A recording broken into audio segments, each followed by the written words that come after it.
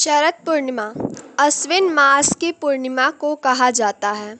पुराणों के अनुसार देवी लक्ष्मी इसी पूर्णिमा तिथि को समुद्र मंथन से उत्पन्न हुई थी। इसलिए शरद पूर्णिमा की रात का हिंदू धर्म में अपना विशेष महत्व है। इस रात में चंद्रमा अपनी 16 कलाओं से पूर्ण होकर आकाश से अमृत वर्षा करता है और वैभव की देवी लक्ष्मी अपने पति श्री हरि के साथ पृथ्वी लोक पर भ्रमण करने आती हैं। लक्ष्मी विष्णु के स्वागत में इस रात को कैसे पूजा करें और शरद पूर्णिमा की कथा जानें। शरद पूर्णिमा की पूजा विधि। सुबह स्नान के बाद घर के मंदिर की सफाई करें। ध्यान पूर्वक माता लक्ष्मी और श्री हरि की पूजा करें। फिर गाय के दूध में चावल की खीर बनाकर रख लें। भगवान की प्रतिमा के सामने घी का दीपक जलाएं, धूप करें। इसके बाद गंगा जल से स्नान कराकर अक्षत और रोली से तिलक लगाएं। तिलक करने के बाद मीठे सफ़ेद या पीली मिठाई से भोग लगाएं। लाल या पीले पुष्प अर्पित करें। माता लक्ष्मी को गुलाब का फूल अर्पित करना विशेष फलदायी होता है। शाम के समय चंद्रमा निकलने पर मिट्टी के 100 दिए या अपनी सामर्थ्य के अनुसार दिए गाय के शुद्ध घी से जलाएं। इसके बाद खीर को कोई छोटे बर्तनों में भरकर छलनी से ढककर चंद्रमा की रोशनी में रख दें। फिर पूरी रात तड़के 3 बजे तक। इसके बाद ब्रह्म मुहूर्त शुरू हो जाता है। जागते हुए विष्णु सहस्त्र नाम का जप, श्री सूक्त का पाठ, भगवान श्री कृष्ण की महिमा, श्री कृष्ण मधुराष्टकम का पाठ और कनक धारा स्तोत्र का पाठ करना चाहिए। पूजा की शुरुआत में भगवान गणपति की आरती अवश्य करें। अगली सुबह ब्रह्म मुहूर्त में स्नान करके उस खीर को माँ लक्ष्मी को अर्पित करें और प्रसाद रूप में वह खीर घर परिवार के सदस्यों में बांट दें। इस प्रकार जगत पालक और ऐश्वर्य प्रदायिनी की पूजा करने से सभी मनवांछित कार्य पूरे होते हैं। साथ ही हर तरह के कर्ज से मुक्ति मिलती है। शरद पूर्णिमा की कथा। पूर्णिमा के व्रत का सनातन धर्म में बहुत महत्व है। हर महीने में पड़ने वाली पूर्णिमा तिथि पर व्रत करने से भगवान विष्णु और माँ लक्ष्मी की विशेष कृपा प्राप्त होती है।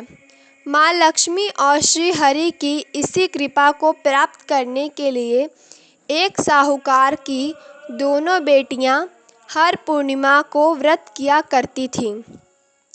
इन दोनों बेटियों में बड़ी बेटी पूर्णिमा का व्रत पूरे विधि विधान से और पूरा व्रत करती थी।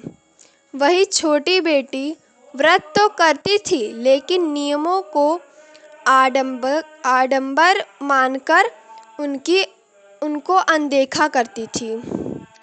विवाह योग्य होने पर साहूकार ने अपनी दोनों बेटियों का विवाह कर दिया। बड़ी बेटी के घर समय पर स्वस्थ संतान का जन्म हुआ।